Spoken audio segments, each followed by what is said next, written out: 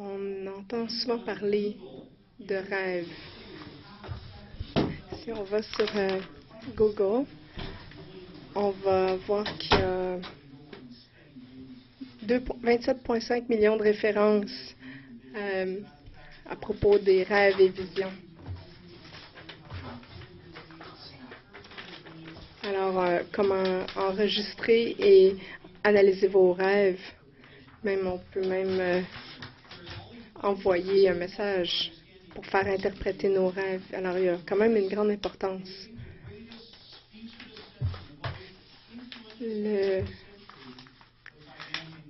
Un des discours les plus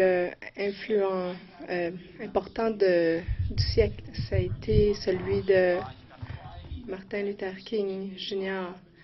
qui a partagé « J'ai un rêve ». Ça a déclenché quelque chose dans le cœur des Américains, autant les Noirs que les Blancs, parce que cet homme avait un rêve pour quelque chose de meilleur. Même la Bible, dans Acte 2, verset 17. « Dans les derniers jours, dit Dieu, je répandrai de mon esprit sur tous. Vos fils et vos filles parleront en prophètes. Vos jeunes gens auront des visions et vos vieillards auront des rêves. »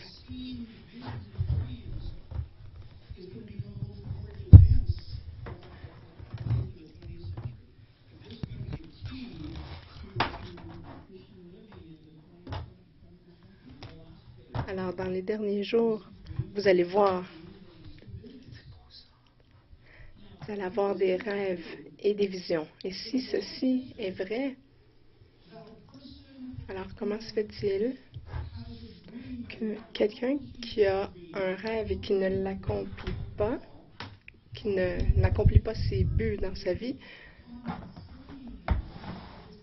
comment ça se fait qu'on réfère à cette personne-là de façon presque condescendante en disant « Ah, il n'est qu'un rêveur ».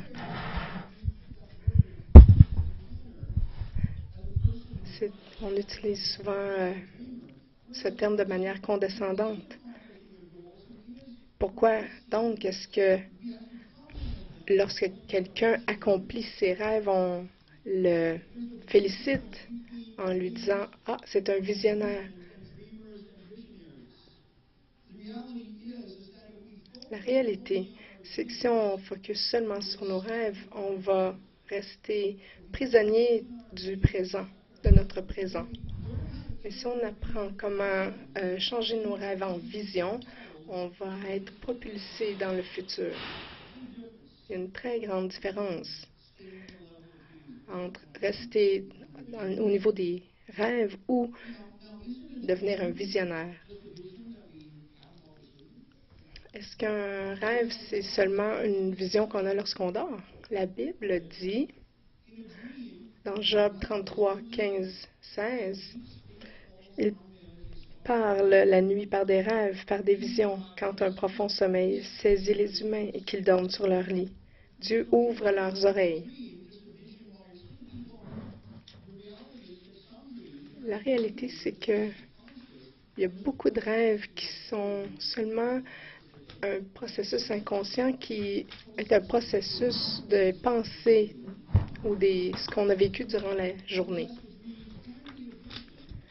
Mais oui, un rêve peut se transformer en vision. Certains des rêves sont des visions données par Dieu. Mais parfois, il faut se réveiller. Si on veut réaliser nos rêves, la première chose qu'on doit faire, c'est se réveiller. Une citation de J.M. Power.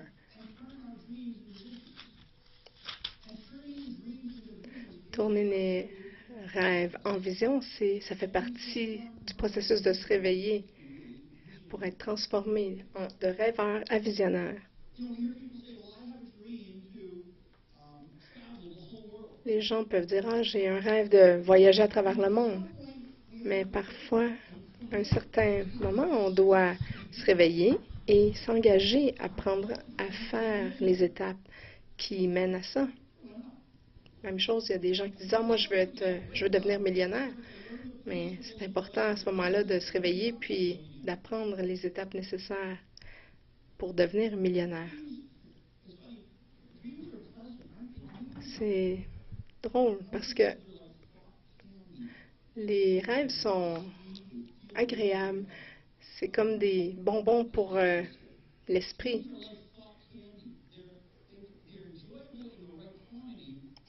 Lorsqu'ils sont en bonne quantité, c'est bon, mais ils doivent faire partie d'une diète bien équilibrée parce que si on prend trop de bonbons, on va avoir des caries. Peut-être que trop de rêves vont nous donner aussi des caries au cerveau. C'est pas très, très bon. Et il n'y a pas de dentiste connu pour les rêves, des dentistes du cerveau.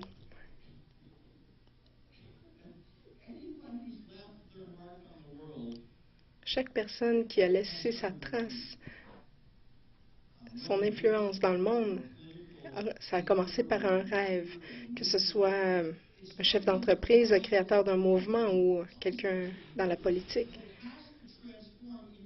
Mais ça doit se transformer en vision.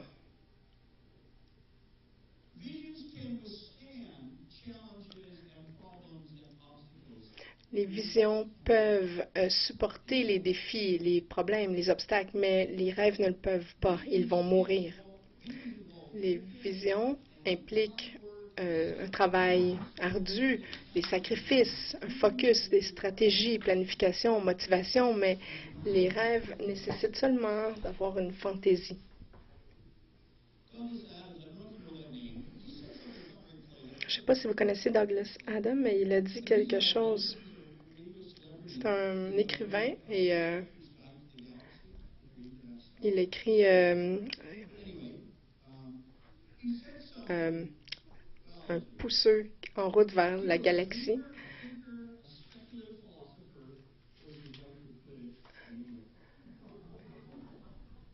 Il était un rêveur, un penseur, un spéculateur, un philosophe ou, comme se plaisait à le répéter son épouse, un idiot. Si vous restez au niveau des rêves, vous n'allez pas impressionner les gens pour très longtemps. Les rêveurs, parfois, sont perçus comme paresseux ou non motivés.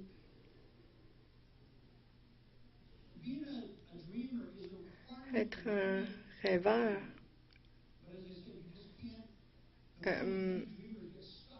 il y a beaucoup de rêveurs qui restent pris dans leur rêve et qui ne prennent pas les étapes pour se rendre au niveau d'un visionnaire.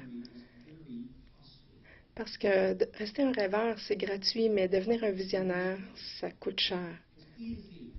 C'est gratuit de rêver, c'est facile. Alors, comment est-ce qu'on peut apprendre aujourd'hui à changer nos rêves en vision? Alors, arrêter d'être un rêveur seulement et devenir un visionnaire.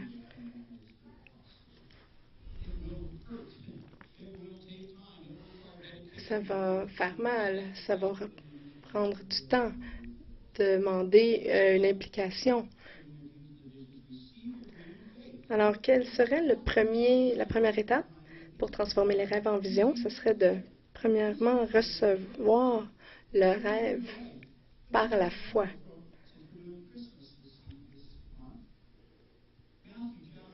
Regardez Matthieu chapitre 1, versets 18 et 19.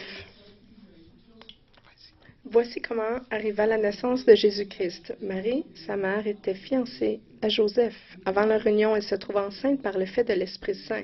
Joseph, son mari, qui était juste et qui ne voulait pas la dénoncer publiquement, décida de la divorcer en secret. Joseph était un homme juste. Il a traité sa future femme avec pureté et honneur. Lorsqu'il a découvert qu'elle était enceinte, il a été dévasté parce qu'il savait que ce n'était pas de lui. Parce qu'il était un homme juste. Alors, par la loi, il avait le droit de la faire lapider, mais parce qu'il était un homme juste, il a dit, je ne vais pas faire de vagues et je vais la divorcer secrètement. que dans ce temps-là, dès que vous étiez fiancés, vous étiez comme déjà mariés, même si la cérémonie avait lieu 1 an plus tard. Alors, même s'ils n'avaient jamais habité ensemble et ils n'avaient jamais été ensemble, ils devaient la divorcer. Mais là, Joseph a eu un rêve. Regardez Matthieu 1, versets 20-21. Comme il y pensait, son plan à lui, le divorce, l'ange du Seigneur lui apparut en rêve et dit, « Joseph, fils de David, n'aie pas peur de prendre chez toi Marie, ta femme, car l'enfant qu'elle a conçu vient de l'Esprit Saint. Elle mettra au monde un fils et tu l'appelleras du nom de Jésus, car c'est lui qui sauvera son peuple de ses péchés. » Joseph a eu un rêve. Alors, il y a 4 catégories d'informations, 4 éléments d'information que Dieu désirait transmettre à Joseph.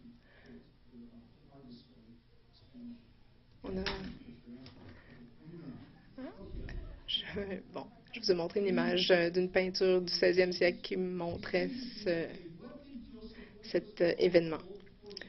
Donc, qu'est-ce que Joseph a reçu comme information? Marie a été enceinte par l'Esprit Saint. C'est comme... Quoi?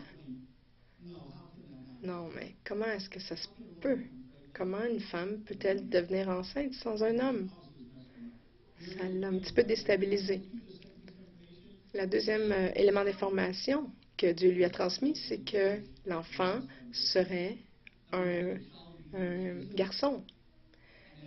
Troisième information, l'enfant serait nommé Jésus. Et la quatrième information, c'est que Jésus sauverait son peuple de leurs péchés. Écoutez, c'est un rêve assez radical. Un enfant conçu de l'Esprit Saint qui deviendra le sauveur des Israélites.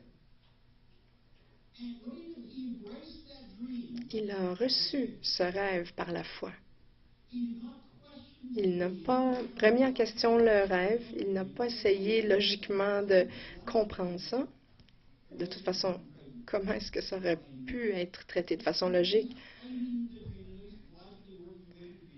Alors, il ne l'a pas combattu, ce rêve-là. Il a dit, « Ça vient de Dieu, je le reçois par la foi. » Comment est-ce qu'on sait qu'il l'a reçu par la foi? C'est parce qu'il est passé à l'étape 2. Il s'est assuré de bien comprendre son rêve.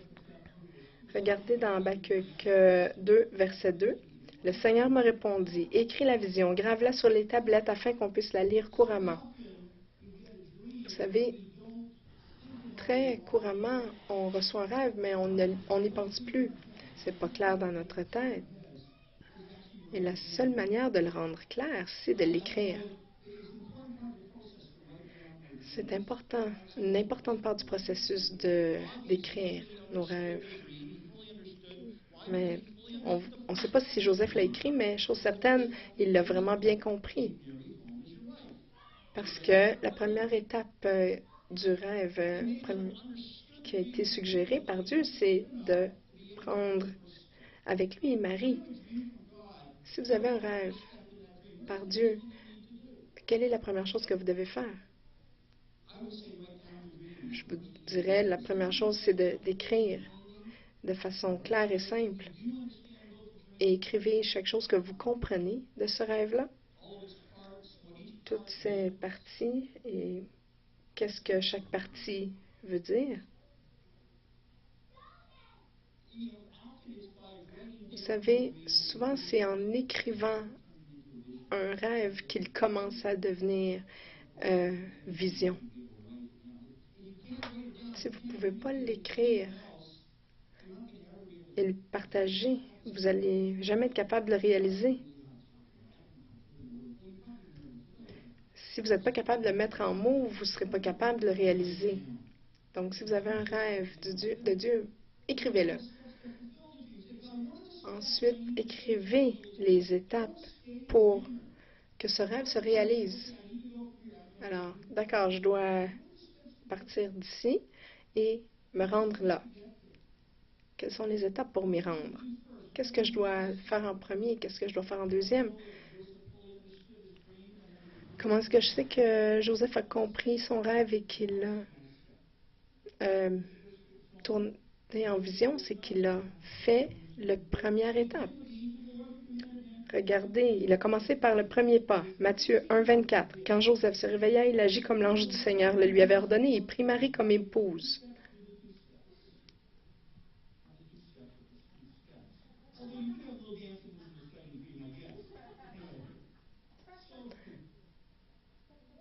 Donc, c'est important. Même si la première étape, c'est un petit pas, c'est important de le faire. Joseph s'est pas tourné vers tout le monde et a dit « Ah, wow » à tout le monde. « Hey, écoutez, Dieu m'a donné un rêve, je vais avoir un fils, ça va être le sauveur du monde, ça va être merveilleux. » Il n'a pas imprimé des cartes d'affaires pour dire je suis Joseph, le vice-président de marketing du Salut Incorporé.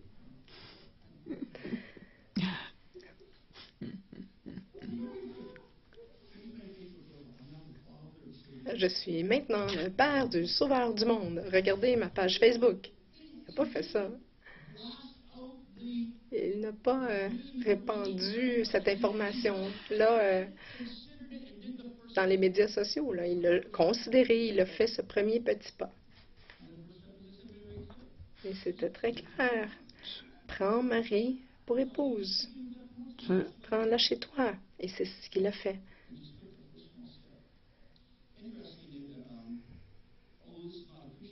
J'ai une citation intéressante, même si ce n'est pas un auteur chrétien. C'est un philosophe chinois il y a plusieurs siècles. C'est Lao Tzu. Et il a dit quelque chose de très simple et très profond, mais que même nous, en tant que chrétiens, qui devrions connaître la meilleure chose, parfois on passe à côté. Il a dit, un voyage de 1000 lieues commence toujours par un premier pas. Alors, comment est-ce qu'on peut prendre ce premier pas de géant pour Dieu? C'est tout simplement en faisant le premier petit pas. Faites la première chose.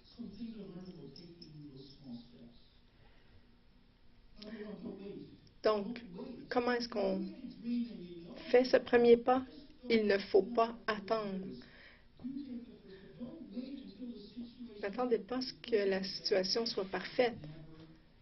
Parce qu'écoutez, je vais vous apprendre quelque chose, ça ne va jamais être le timing parfait pour commencer à obéir à Dieu. Deuxième chose, deuxième conseil, n'attendez pas que les gens soient en accord avec vous. Parce que Dieu est plus grand que nos idées, nos pensées, tous nos concepts.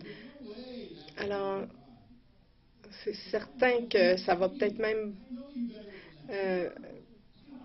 inviter la controverse. Les gens vont dire, c'est impossible que toi, tu puisses faire ça. Voyons, c'est pas ton style, c'est pas ton genre. Alors, n'écoutez pas ces voix-là et attendez pas que les gens soient d'accord avec vous. Troisième conseil, n'attendez pas que vous vous sentiez bien préparé parce que j'ai quelque chose à vous apprendre. Vous ne serez jamais préparé parce que on peut apprendre plus d'habileté lorsqu'on se met en action que lorsqu'on attend et qu'on apprend. Vous pouvez apprendre plus vite et plus efficacement en faisant qu'en lisant. Deuxième étape, commencez maintenant. Croyez dans votre rêve, recevez-le par la foi et croyez-y. Parce que vous allez être motivé si vous croyez dans votre rêve. Si vous ne croyez pas que c'est pour vous, vous n'allez pas être motivé, vous n'allez pas agir. Deuxième conseil, visualisez votre rêve. À quoi ça va ressembler? si je remplis si j'accomplis ce rêve, comment ça pourrait se passer? Parce qu'on dit dans la Bible que Jésus, pour la joie qui lui était réservée, a enduré la croix. 20 siècles plus tard, vous et moi, alors qu'on est assis ici, on a les dons de l'Esprit. Jésus, on peut voir le jour où il n'y aura plus de larmes et que toutes choses seront recréées nouvelles. Jésus pouvait voir la fin de tout ça. Alors, ça lui donnait de l'énergie pour continuer. Troisième conseil, prenez un pas à la fois. Soyez méthodique et dites-vous, c'est quoi la prochaine chose que je devrais faire? Un rêve qui est donné par Dieu va toujours être trop grand. Alors, c'est important de séparer ce rêve immense en petites étapes parce que c'est tellement grand, ça peut faire peur. Alors, prenez-le une bouchée à la fois. C'est comme ça qu'on fait, c'est comme ça qu'on procède. Une bouchée à la fois, une étape à la fois, un pas à la fois. Demandez à Dieu de vous donner la sagesse de savoir quel est le prochain pas et faites-le.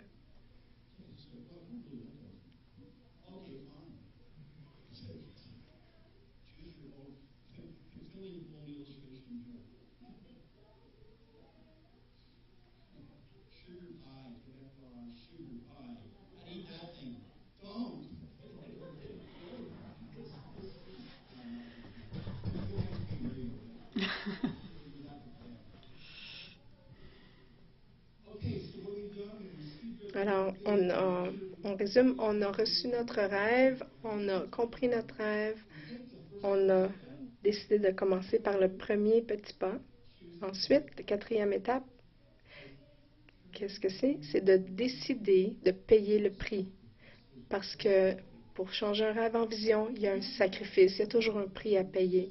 Regardez Matthieu 22, verset 14. « Car beaucoup sont appelés, mais peu sont choisis. » Nous sommes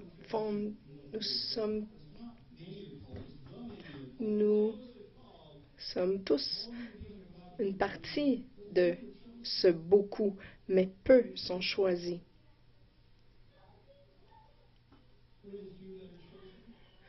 Qui sont les quelques-uns qui sont choisis? C'est ceux qui sont prêts à payer le prix et qui se préparent et qui sont prêts à payer le prix.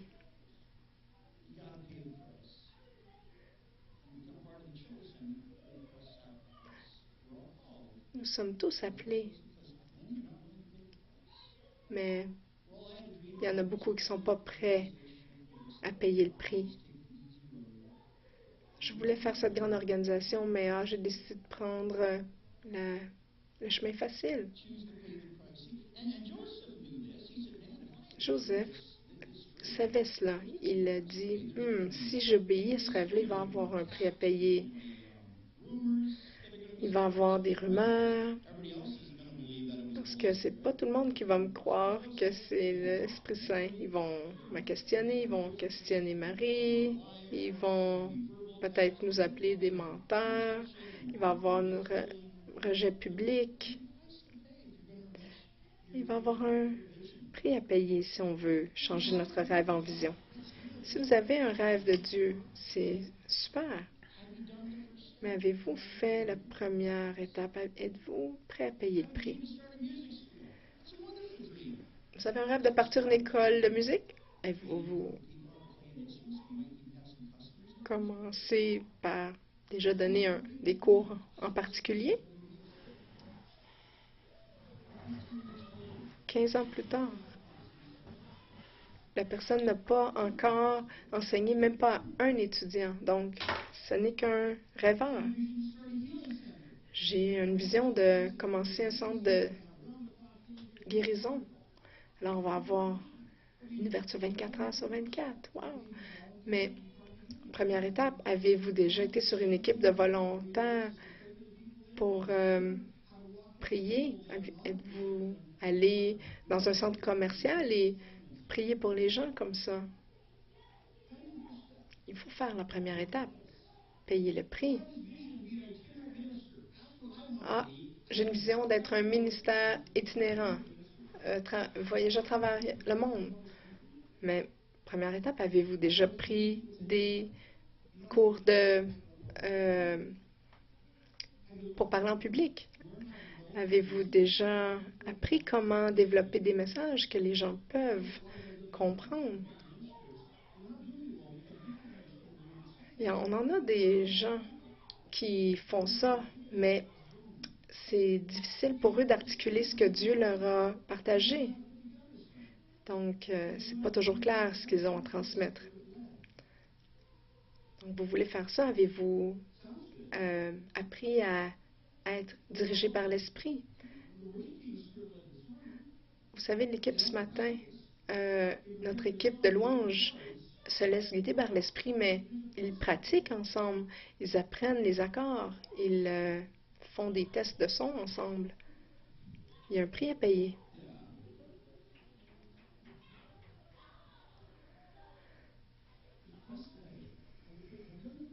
Avez-vous fait la première étape?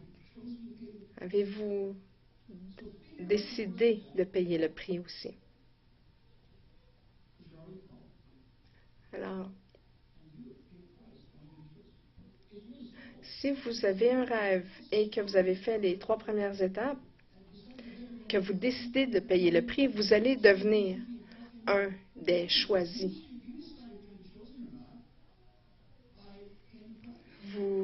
C'est vous qui avez le pouvoir d'être choisi ou pas en choisissant de payer le prix. Nous sommes à la 5e étape maintenant de transformer nos rêves en vision. C'est de refuser de précipiter le rêve. Matthieu 1, verset 25. « Mais il ne s'unit pas à elle jusqu'au jour où Marie met au monde un fils. »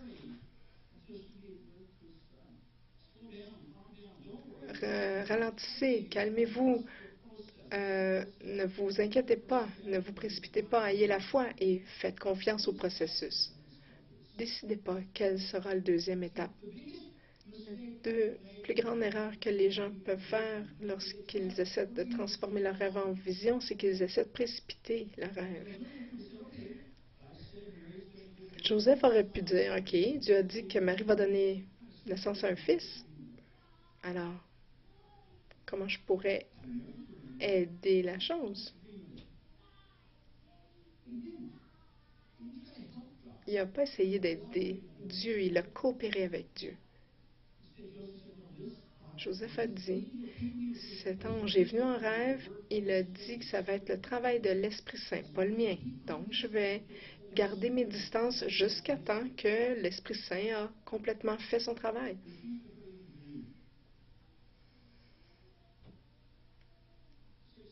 La 6e étape. Prévoyez une précision et stratégie complémentaires. Regardez Matthieu 2, versets 13 à 15. Quand les savants furent partis, un ange du Seigneur apparaît à Joseph dans un rêve et lui dit, « Debout, prends avec toi l'enfant et sa mère et fuis en Égypte. » Voyez-vous, c'est une autre étape. Reste-y jusqu'à ce que je te dise de revenir, car Hérode va rechercher l'enfant pour le faire mourir. Alors, il a agi. Joseph se leva donc, prit avec lui l'enfant et sa mère en pleine nuit et se réfugia en Égypte. Alors, c'était un 2e rêve, une autre étape à obéir, une autre étape pour transformer son rêve en vision. Le premier rêve a mentionné que Marie deviendrait la mère du Sauveur. Le 2e a dit, « OK, maintenant que tu as fait la première étape, regardez à la 2e étape. »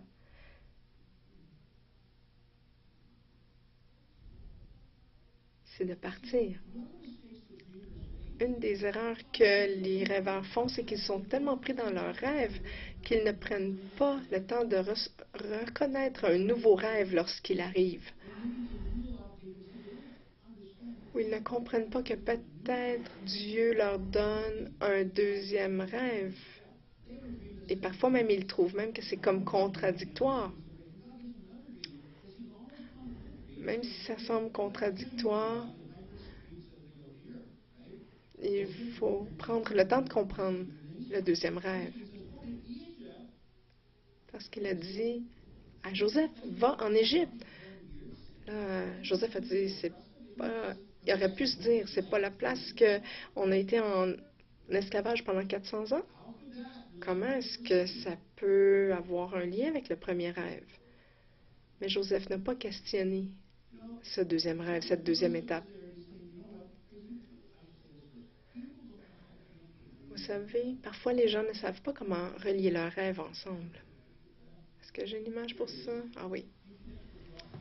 Est-ce que vous savez relier les points de vos rêves? Parce que peut-être parfois Dieu essaie de vous donner une plus grande perspective, une plus grande image des rêves et du plan qu'il a pour vous. Premier rêve, Marie va être la mère du Sauveur. Alors, prends-la à la maison et prépare-toi pour le mariage. Joseph a dit, OK, parfait, fait. Et là, il lui donne un deuxième rêve, une deuxième partie du processus. Protéger le rêve en protégeant le futur sauveur. Alors, vite, va en Égypte pour un temps. Jusqu'à ce que ça soit sécuritaire pour retourner. C'est important, lorsqu'on reçoit un rêve additionnel, de se poser quelques questions. Comment est-ce que ce nouveau rêve est en lien avec le rêve précédent? Et deuxième question, quelle nouvelle étape à suivre ou nouvelle précision est-ce que Dieu essaie de me donner? Parce que ce deuxième rêve semble pas se connecter, être en lien avec le premier. Donc, il faut demander, pas par notre raisonnement naturel, mais il faut demander la sagesse de Dieu pour avoir une révélation. Alors, première étape, on reçoit notre rêve par la foi. Deuxième étape, on s'assure de bien le comprendre. Troisième étape, on commence par un tout petit pas. Quatrième étape, on décide de payer le prix. Cinquième étape, on refuse de précipiter le rêve. Sixième étape, on prévoit une précision et une stratégie complémentaire. Il faut être ouvert pour cette complément d'information qui s'en vient. Et la septième et dernière étape, c'est important de persévérer parce qu'une fois qu'on a fait la deuxième étape, il peut y avoir encore plus de rêves et de direction. Regardez Matthieu 2, versets 19 à 23. Après la mort d'Hérode, un ange du Seigneur apparut dans un rêve à Joseph en Égypte et lui dit, debout. Il lui dit, debout, prends avec toi l'enfant et sa mère et retourne au pays d'Israël, car ceux qui cherchaient à faire mourir l'enfant sont morts. Joseph se leva donc, prit avec lui l'enfant et sa mère et retourna au pays d'Israël. Et là, il dit, OK, Seigneur, on est rendu. Maintenant, c'est quoi la prochaine étape? Alors, un nouveau rêve encore. Regardez verset 22. Mais il apprit qu'Archélaos avait succédé à son père, Hérode, comme roi de Judée. Alors, il eut peur de s'y rendre. Il reçut de nouvelles indications dans un autre rêve et il partit pour la province de Galilée. Il alla s'établir dans une ville appelée Nazareth. Il en fut ainsi pour que se réalise cette parole des prophètes. Il sera appelé Nazaréen. Un autre rêve, une autre chose à obéir, un autre petit pas pour transformer ce rêve en vision. Premier rêve, Marie va être la mère du Sauveur. Deuxième rêve, aller en Égypte. Troisième rêve, retourner en Israël. Quatrième rêve, aller à cette petite ville appelée Nazareth, qui était même appelée dans la langue du temps, même tas de fumier. Aller dans la ville, tas de fumier. Joseph ne comprenait pas les raisons, mais il comprenait les étapes. Alors parfois, même si on ne comprend pas complètement le rêve, on peut comprendre les étapes. Dieu m'a dit en 1999, allez à Brossard et ouvrez un centre apostolique. On ne savait même pas c'était quoi un centre apostolique, mais on comprenait les étapes. Et Dieu ne nous a pas donné une compréhension parfaite, complète, mais il nous guidait bien, comme une chasse au trésor où on a un indice à la fois et qui nous mène aux prochaines étapes. Et on peut trouver le trésor lorsqu'on obéit et qu'on remplit les étapes adéquatement. Alors, c'est important d'écrire les rêves pour voir comment Dieu peut les lier, relier ensemble. Parce que lorsqu'on relie les rêves ensemble, ça peut nous aider à voir le plan global. On peut voir comment Dieu a agi pour faire de Jésus le sauveur du monde. Une des parties de ce plan n'était pas très agréable. Retourner en Égypte, là où vous avez été esclave pendant 400 ans. Il y a plusieurs centaines d'années, Moïse avait été libéré d'Égypte et là, Dieu demande de retourner là-bas. Essayez pas de faire du sens parce que faites confiance à Dieu qu'il va vous montrer clairement les étapes. Obéissez aux étapes et vous allez voir le trésor. Joseph a obéi aux étapes parce qu'il savait que ça venait de Dieu et il a refusé de se décourager. Il a persévéré. Il a dû en avoir des moments de découragement, mais il ne s'est pas abandonné au découragement. Il est resté fidèle. Il est resté ouvert à la guidance de Dieu. Parce que ça, c'est une autre erreur qu'on peut faire lorsqu'on a ce rêve, cette idée, ce plan. On court vers le but. Et là, Dieu, parfois, va nous dire, tourne à gauche, tourne à gauche. Mais là, on dit, non, non, non, je m'en vais tout droit vers le rêve. Et là, je dis, j'obéissais au rêve. On a manqué l'indication de Dieu qui disait, tourne à gauche. Et là, après, on peut se frustrer parce qu'on ne comprend pas pourquoi le rêve ne se réalise pas. Mais Dieu nous dit, est-ce que tu as entendu mon indication de tourner à gauche? Joseph avait bien compris ce processus de tourner un rêve en vision. Il s'est changé de rêveur à visionnaire et il a eu cet honneur par sa fidélité à devenir le père de cet enfant nommé Jésus qui devait devenir le sauveur du monde.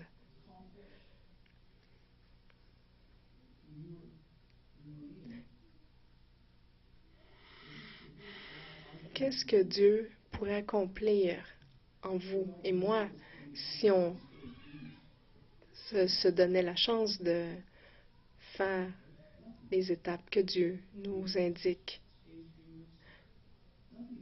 Si on ne va pas à travers le processus, il n'y a rien qui va arriver, mais si on accepte d'y aller, regardez ce qui peut se passer. Un simple charpentier qui a dit oui à Dieu est devenu quelqu'un qui a bâti l'histoire. Qu'est-ce que Dieu pourrait faire à travers nous si on accepte de ne pas combattre le processus de transformer nos rêves en vision? La Bible dit toutes choses sont possibles pour vous. Ça n'a jamais dit que toutes les choses vont être faciles pour vous, mais n'abandonnez pas. Alors, un résumé, les 7 étapes à suivre pour passer de rêveur à visionnaire. C'est, premièrement, recevez votre rêve par la foi. Et deuxième étape, assurez-vous de bien le comprendre, votre rêve. Ça, c'est important. On peut le faire par l'écriture, en écrivant le rêve. Et Dieu nous donne souvent un petit peu d'informations à la fois.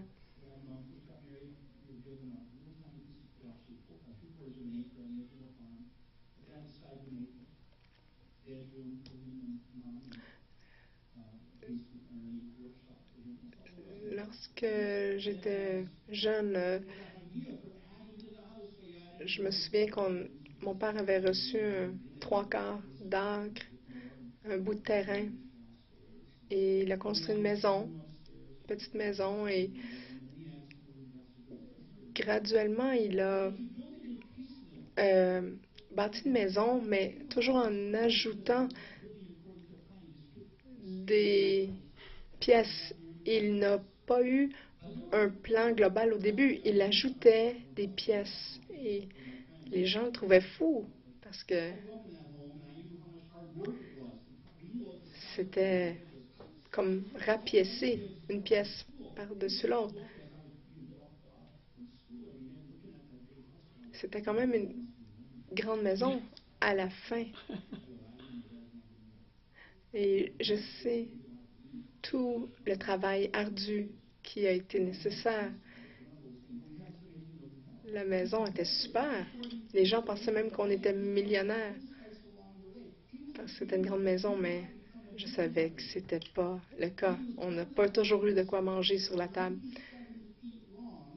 C'était une maison de 97 pieds de long par 24 pieds de large. Il y avait 27 pièces. Il a vendu ce bout de terrain et il a acheté un terrain de 180 acres. Et il a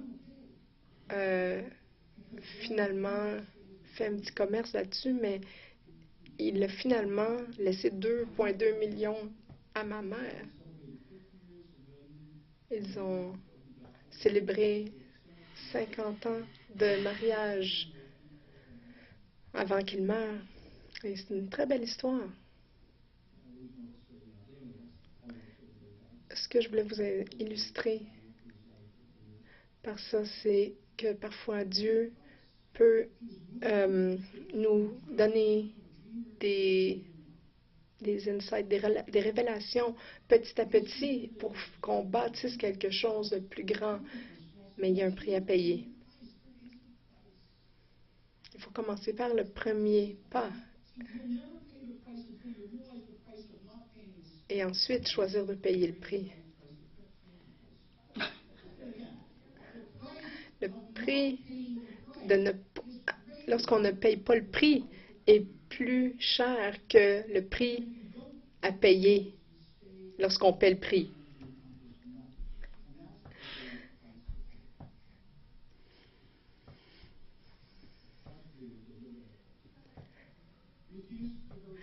Refuser, la 5e étape, c'est de refuser de précipiter le rêve. Et ensuite, la 6e, de prévoir que des précisions et stratégies complémentaires vont venir. Et là, finalement, il s'agit de persévérer.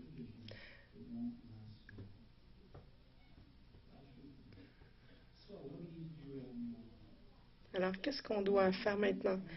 On doit répondre à certaines questions. La première, quel rêve est-ce que Dieu m'a donné?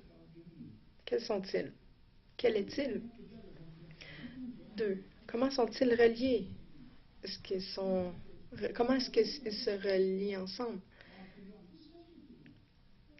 3e question, est-ce que j'ai obéi à la première indication, première instruction, la première étape? Je vous donne un exemple. J'ai connu un jeune homme de 21 ans qui était responsable d'un groupe de jeunes de 700 jeunes.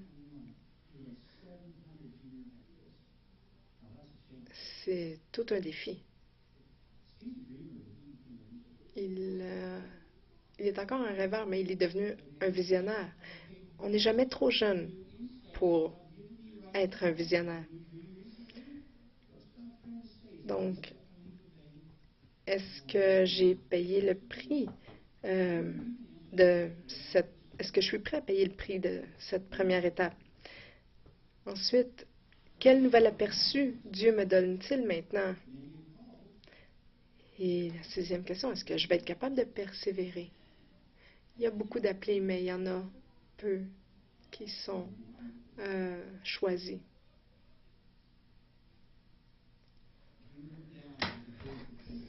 Un rêve écrit avec une date devient un but séparé en une étape devient un plan, et un plan supporté par l'action fait en sorte que vos rêves deviennent vrais.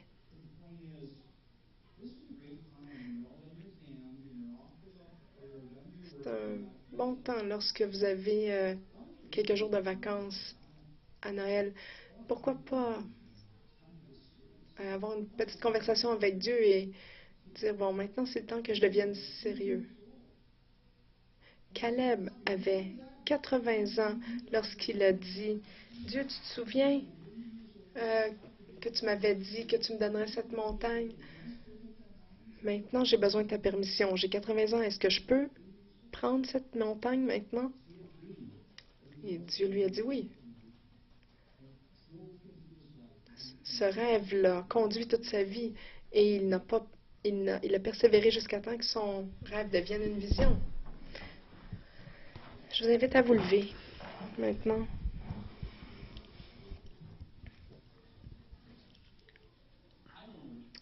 Je ne connais pas vos rêves. J'en connais quelques-uns, mais je sais qu'il y a un processus commun à tous. Vous n'êtes jamais trop jeune, jamais trop vieux pour remplir les rêves que Dieu vous a donnés, mais c'est important de coopérer avec le processus. Arrêtez d'être un rêveur, se réveiller et devenir un visionnaire.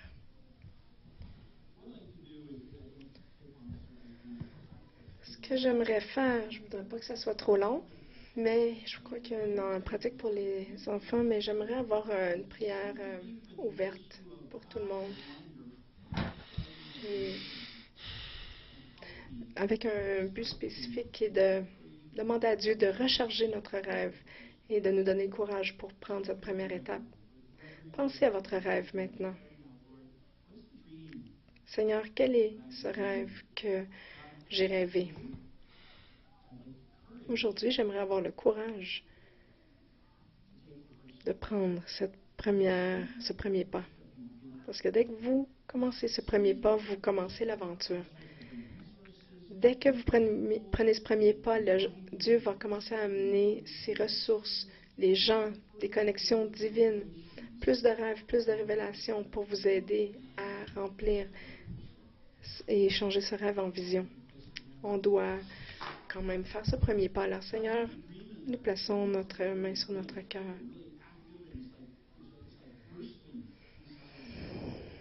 Seigneur, réveille ce rêve en nous.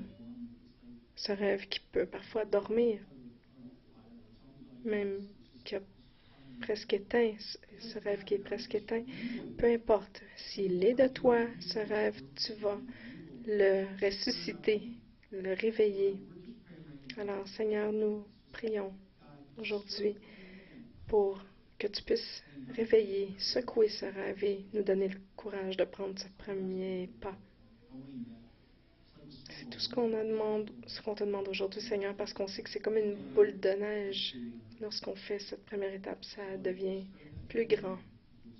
Alors, Seigneur, réveille ce rêve et donne-nous le courage de prendre ce premier pas. Seigneur, aujourd'hui, nous choisissons de payer le prix. Nous choisissons de payer le prix. Parce que nous savons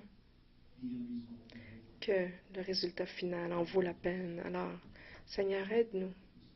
Donne-nous le courage de prendre ce premier pas.